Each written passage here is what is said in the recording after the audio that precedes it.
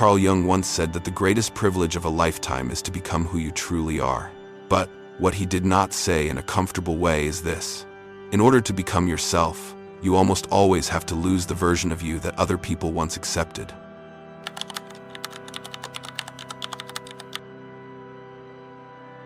Most people imagine strength as something easy to see: a firm voice, an unshaken gaze, a person who walks into a room and instantly pulls every eye toward them.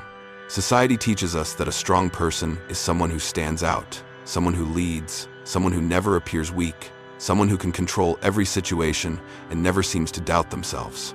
But if you look more closely, you will notice something strange. Many people who appear the strongest are often the most dependent on approval. They need others to see them. They need others to agree with them. They need applause, reactions, and the confirming look that tells them they still matter. Their confidence does not live inside them. It lives inside the crowd's response. And when the crowd turns away, they begin to panic. Truly strong people are different. They are not always loud. They do not always need to prove anything. They do not need to turn every conversation into a stage where they can perform. They carry a kind of independence that makes other people uncomfortable. Not because they hate people, not because they think they are above anyone, but because they have gone far enough in life to understand a painful truth. Most people do not love you as you are. They love the version of you that makes them feel safe. They love you when you are predictable. They love you when you do not question things. They love you when you play the role they assign to you. They love you when you know how to lower your head, laugh at the right time, stay silent in the right places, and sacrifice just enough so they never have to face their own selfishness. But the moment you begin to change, that love begins to shake. Change is not always loud. Sometimes it is very small. You simply stop explaining yourself so much. You no longer laugh at jokes that used to hurt you. You stop replying immediately to people who only come to you when they need something. You start saying no without attaching a long apology, as if protecting yourself were a crime. And then something strange happens. People become colder. Conversations become shorter. Those who once called you kind begin to call you distant. Those who used to rely on your patience begin to say you have changed. Those who benefited from your lack of boundaries begin to feel offended when you finally have boundaries. This is the moment many people step back, because human beings are afraid of losing belonging. The fear of being excluded from the group is not a modern fear. It lives deep in the body, long before social media, office jobs, or relationships maintained by a few text messages. In ancient times, being rejected by the tribe could mean danger, hunger, or even death. And that ancient fear is still alive in modern people. It hides beneath the need to be liked. It hides beneath the habit of pleasing others. It hides beneath the silence when you should have spoken the truth. It hides beneath the nod you give while everything inside you wants to leave the room. It whispers to you, be nicer, be easier, do not disappoint anyone, be the version they can accept. And many people listen to that voice their whole lives.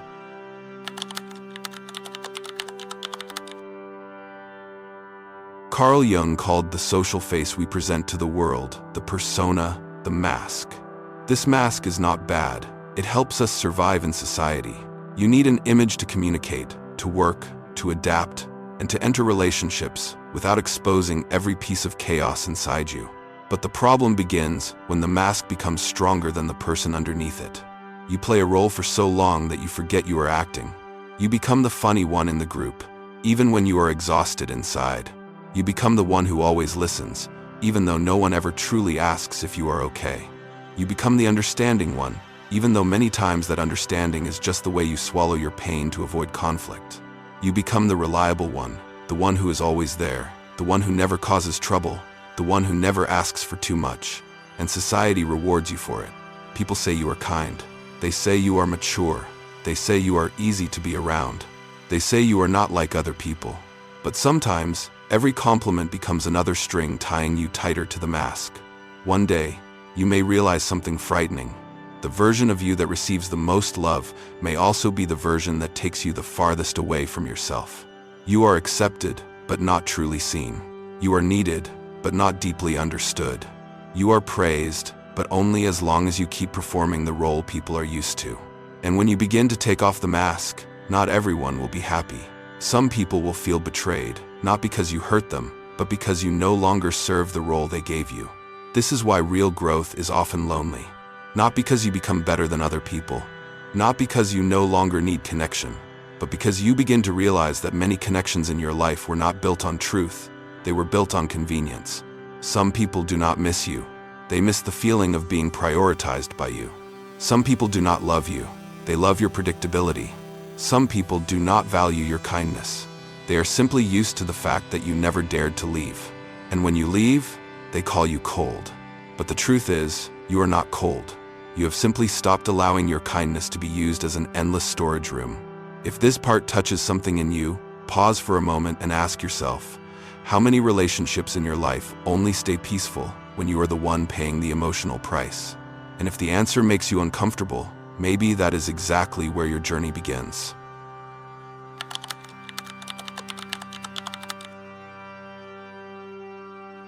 Awakening does not always arrive like lightning. Sometimes it comes slowly, like a small crack in a wall you once believed was solid. At first, you only feel a little tired after a conversation. Then, you begin to notice that you always have to shrink yourself around certain people. You realize that some friendships do not exist because there is still love, but because both people are attached to old versions of each other. You realize that some people only find you pleasant when you do not ask for basic respect. At first, these realizations seem small, but awareness has a dangerous quality. Once you see something clearly, it becomes very hard to pretend you never saw it. You begin to notice who drains you, who calls it care when they are actually trying to control you, who only supports you when your choices do not threaten their position, who only feels happy for you when your success is still low enough not to make them insecure. And from there, your behavior changes. You no longer chase invitations just to prove you still belong. You no longer explain every decision to people who never intended to understand.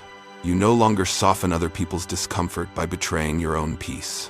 When that happens, the silent agreements begin to break. Every relationship has invisible roles. One person is the rescuer. One person is the one who needs rescuing. One person always makes jokes. One person always gives in. One person always reaches out first. One person always has permission to disappear and return as if nothing happened. As long as everyone plays their role, the system remains stable. But when one person stops performing, the entire system begins to shake.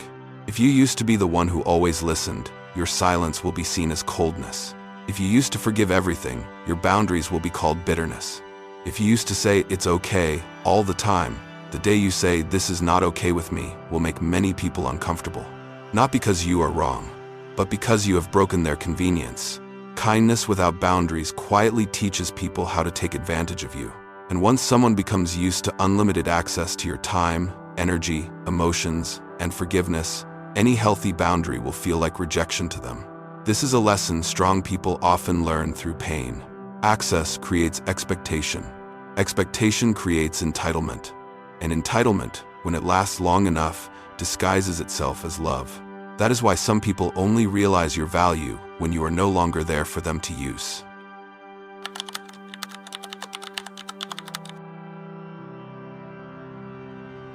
Carl Jung did not only speak about the mask, he also spoke about the shadow, the rejected part of the human being.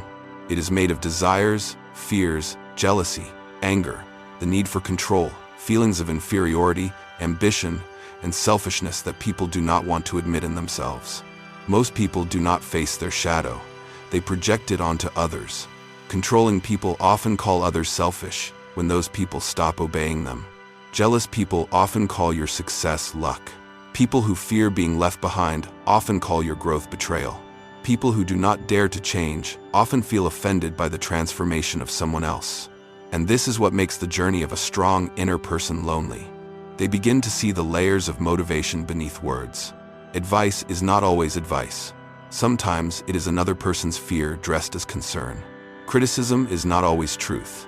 Sometimes it is someone's insecurity reacting to the fact that you have outgrown the place they put you in. Silence is not always peace. Sometimes it is emotional punishment. A smile is not always support. Sometimes it is the way someone hides the fact that they are not happy you are moving forward. Seeing these things does not make you bitter. It makes you more awake. But being awake has a price. The world is no longer simple. Good people are not completely good. Bad people are not completely bad. Someone who once loved you can still control you.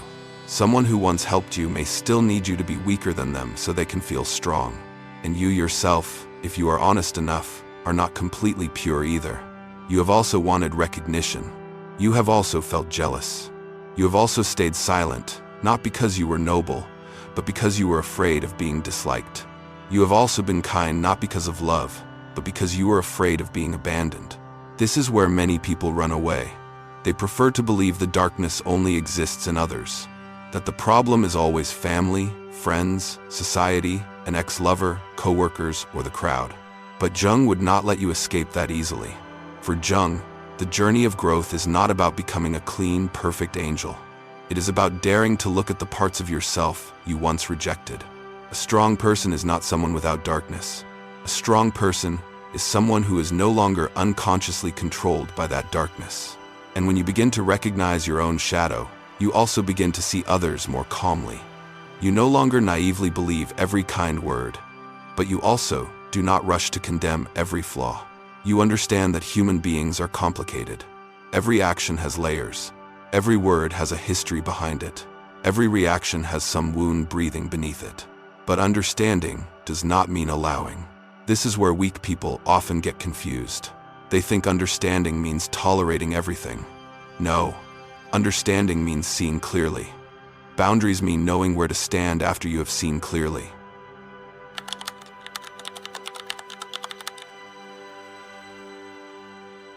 When a person begins to grow, they often think everyone will be happy for them.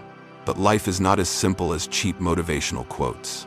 Your growth can make some people feel threatened, not because you are attacking them, but because your change forces them to look at their own stagnation. When you stop complaining and begin taking action, people who still live on excuses will feel uncomfortable. When you set boundaries, people who used to live off your lack of boundaries will call you selfish. When you no longer ask for permission to live honestly, people who are still trapped in the approval of the crowd will see you as a silent accusation. You do not need to say anything. Your freedom is enough to make them uneasy. Every social group has an invisible hierarchy: who stands out, who follows, who needs to be pitied, who always sacrifices, who always fails so others can feel more successful, who always tells sad stories to keep attention. And once you stop playing your old role, the position of the whole group is disturbed. If you were once the weak one, your strength confuses them. If you once always needed advice, your self-control makes them lose their role. If you were once always available, your absence forces them to face the emptiness they once made you fill. This is when they may say, "You are so different now. You are not the same as before. You have become cold. Who do you think you are?" That last question is the real one. Who do you think you are? Hidden behind that question is a message. You are not allowed to outgrow the image I am comfortable with. But the truth is, you were not born to become the most digestible version of yourself for other people. You were not born to stay forever as the supporting character, the emotional cushion, the people pleaser, the peacekeeper, the person who lives smaller so no one feels threatened. There comes a moment in life when you must choose: be accepted by people who need you to pretend, or be misunderstood while finally living honestly. And if you are in that stage, listen carefully. Being misunderstood is not always failure. Sometimes it is proof that you have left the cage other people still call normal. If this content makes you think of a specific relationship, leave a simple comment: "I understand." You do not need to tell the whole story. Just let yourself confirm that you have seen what you needed to see.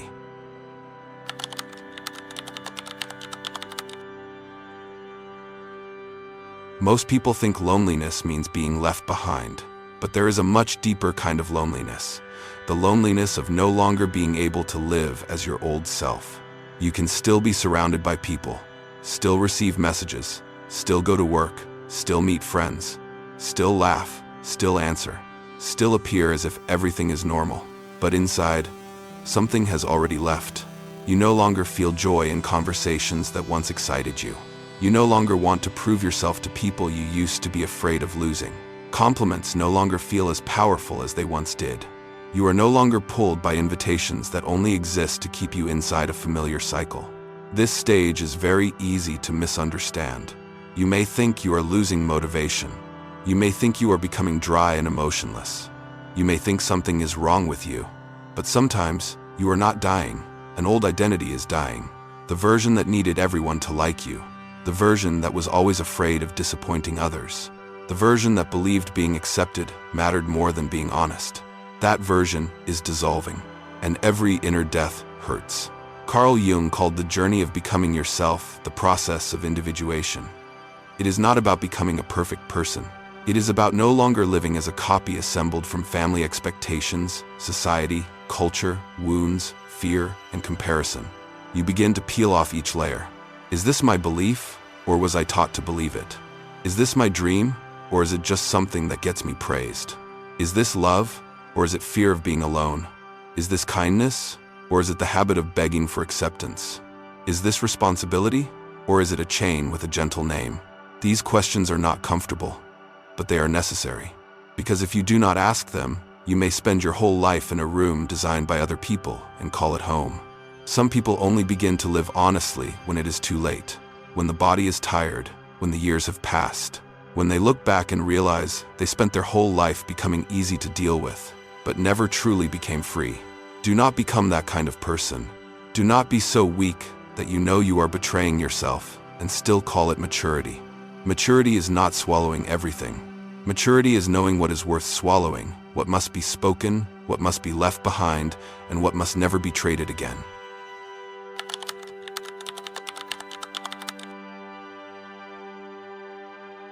A strange kind of calm appears when you stop asking the world for permission to become yourself. It does not arrive immediately. At first, you will feel afraid. You will doubt yourself. You will want to return to the old version because at least that version was familiar. You will miss the feeling of being approved, even if that approval was only given to a mask. But if you are brave enough to stay inside that uncertainty, something else begins to form. You become harder to manipulate. Praise still feels good, but it no longer makes you sell yourself cheaply. Criticism still hurts, but it no longer has the power to define you. Rejection still feels sad, but it no longer makes you believe you are worthless. Another person's silence may still sting, but it no longer drags you back into begging for their presence. You begin to understand that the crowd is not the measure of truth. The crowd has applauded many wrong things. The crowd has punished many people who told the truth. The crowd creates comfort, not wisdom.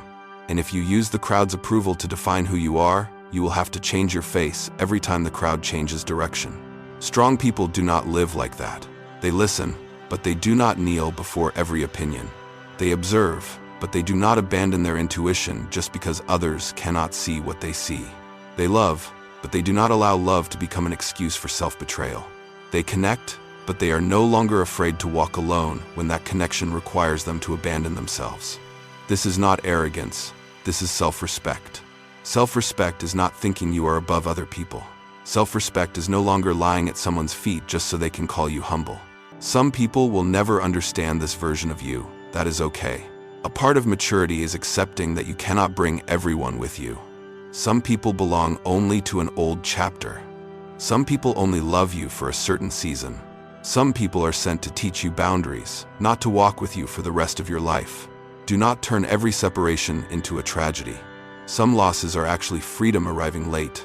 Some empty spaces are actually room for your soul to breathe. Some moments of being left behind are actually the first moments you are returned to yourself. If you want to keep this part, save it.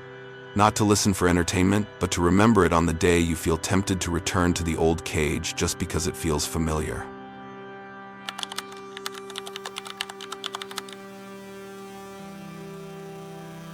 The strongest people are not necessarily people who separate themselves from everyone. They do not hate society. They do not look down on others. They do not need to turn solitude into a title to prove they are special. They still love. They still care. They still connect. They still have moments of weakness. But they no longer allow the need to belong to turn them into prisoners. That is a very big difference. A weak person fears being disliked, so they lose themselves in order to be liked. A reactive person fears being controlled, so they cut everyone off to appear free. A strong person is different. They know how to stay when staying does not require self-betrayal, and they know how to leave when staying begins to turn them into someone they no longer respect. They do not need to make noise. They do not need to announce it. They do not need to post bitter quotes to prove they have moved on. They simply take back the energy, time, attention, loyalty, and tenderness they once placed in the wrong hands. And that quietness is exactly what makes many people uncomfortable. Because a person who no longer reacts the same way is a person who is no longer easy to control. You are no longer pulled by guilt, no longer bought by a few compliments, no longer kept by memories, no longer manipulated by the sentence, "You were not like this before." Yes, you were not like this before. Before, you did not understand. Before, you thought enduring everything was love. Before, you thought silence was maturity. Before, you thought losing others was the scariest thing. But now you understand that there is something even scarier, keeping everyone while losing yourself. Carl Jung would not call this rebellion. He would call it a return to the part of you that was not trained to please.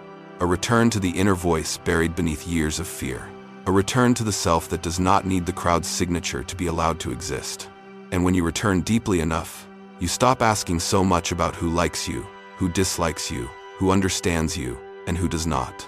You begin to ask a different question. Am I living honestly with what I know to be true? That question changes everything.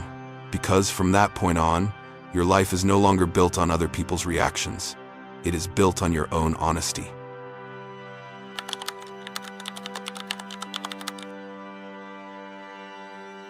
One day, you will realize that walking alone is not always a sign that you are unloved. Sometimes, it is a sign that you have stopped begging for love from places that only loved the version of you they could control. You did not lose everything. You only lost the strings that tied you to a life that no longer belonged to you. You did not become cold. You simply learned that your warmth should not be handed to people who only use it and then leave you freezing. You did not become distant. You simply stopped confusing closeness with allowing others to cross your boundaries. You did not become hard to love. You simply became less easy to manipulate with crumbs of affection. And if that makes you lonely for a while, let it be lonely. Some forms of loneliness do not come to destroy you. They come to separate you from the noise long enough for you to hear yourself again. There are seasons in life when you must lose approval in order to reclaim your soul. There are times when you must be misunderstood by the crowd so you can finally stop misunderstanding yourself. The strongest people often walk alone, not because they need no one, but because they understand that no relationship is worth the price of betraying yourself. You do not need to become loud to prove that you are strong. You do not need to convince people who only saw your value when you were useful to them. You do not need to return to the cage just because people once applauded you inside it. Sometimes, the strongest thing you can do is walk away in silence, without resentment, without explanation, without begging to be understood, and without ever trading yourself again just to belong somewhere that always loved the mask more than the real person underneath.